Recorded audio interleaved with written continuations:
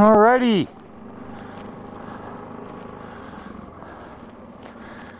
I've got all three cameras set up at 1080p wide, 30 frames a second.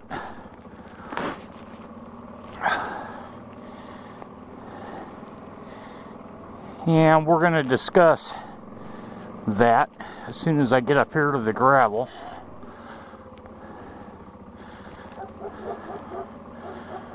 I'm not really going very far today,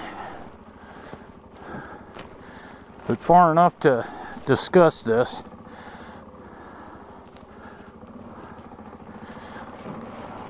Had somebody asking me some questions about ProTune and all that. Now, I'll tell you what I'll do is I'm gonna take these home, and since all three that fucking mud hole, oh, this is bad.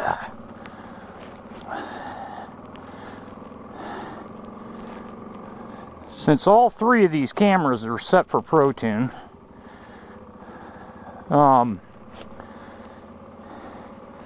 what I will do is I will render the entire video of all three in ProTune.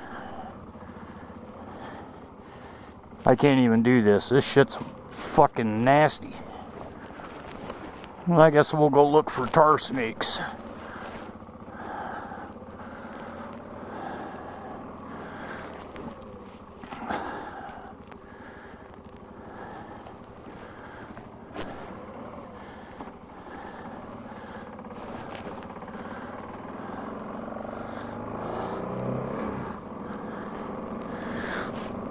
So I will render all three of these via ProTune with the ProTune setting. And what I will then do is take them to my Magix Movie Edit Pro 2014 Plus. Fuck, I can't even remember the name of the shit. But I do not edit, and it's the same thing with my Garmin. I take my Garmin videos, I take them straight to the Garmin editor, and I render each and every one of them in their entirety. And the main reason for that is so I can get the, what do you call it?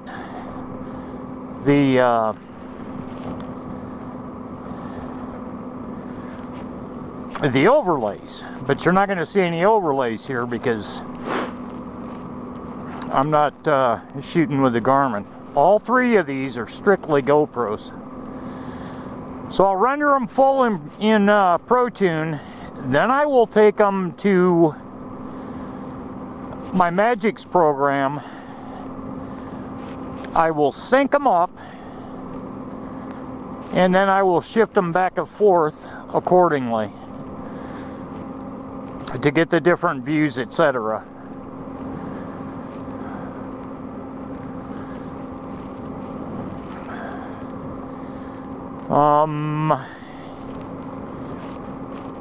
If you think there's too much bounce in your video, you also have to look at what you're riding and what you can do.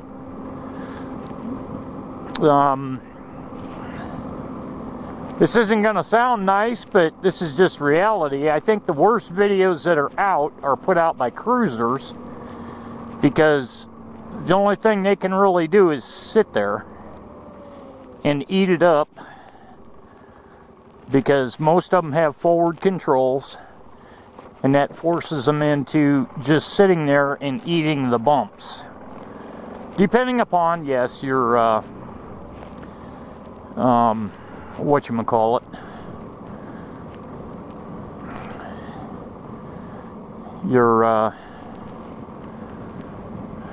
your suspension. The smoothest videos, I think, come out of sport bike riders because the suspension on a sport bike is made to eat the bumps, because it's so easy to dump a sport bike. And then thirdly, we'll go into the dual sports,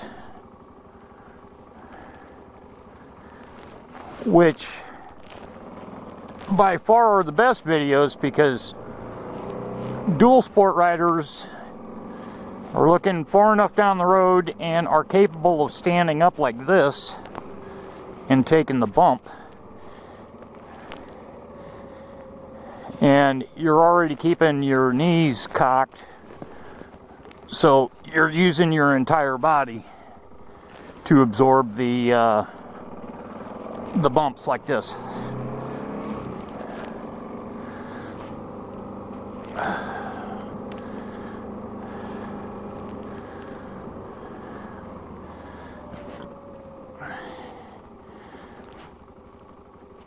Now, the other thing is, if you look out about 30 feet from the camera,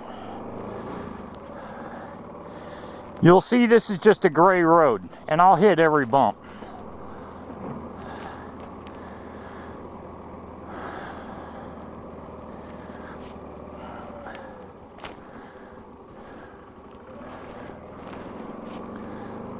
"30 feet out, it's all pixel resolution, or I don't know exactly how to describe it. I've enlisted Suburban Rider to try and help explain this. But blur is not the word, but it fixes it so everything out in front beyond 30 feet doesn't have as many pixels. But as items get closer,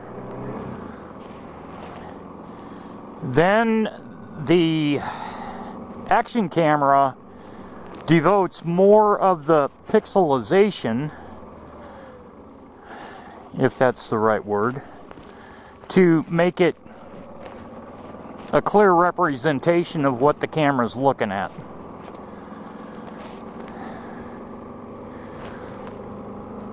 So just because you're not seeing tar snakes out there, but you're seeing them up here. And I'm going to put a piece of gravel video in here, where you can basically see, yeah, he's on a gravel road, but you can't see individual pieces of gravel until it gets within, oh, I don't know, 30 feet of the front of the bike, or actually the front of the camera. That's part of the price we pay with running action cameras. If you run a non-action camera, which I do with the Sony Bloggie, your head movements are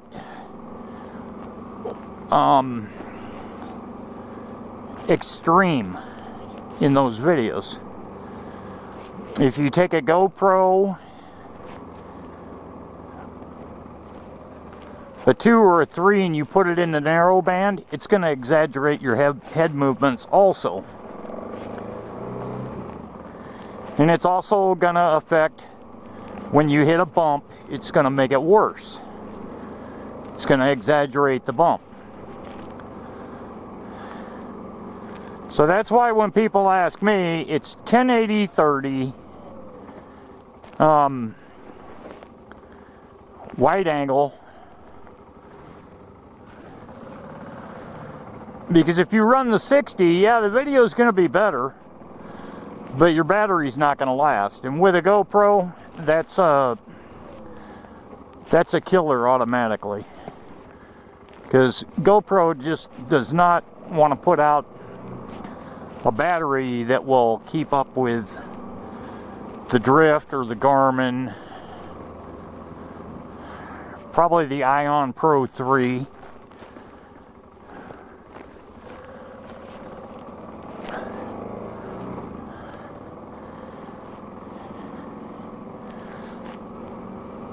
And as I've stated before, you know, GoPro Hero 3s and up will take you up to like 4K. What the hell are you going to use 4K for? You're not going to be able to slow-mo it without it being jerky, unless you have one hell of a video editing software. And even then, if you go slow-mo with it, it's going to be shit. It's still going to be jerky, in my opinion.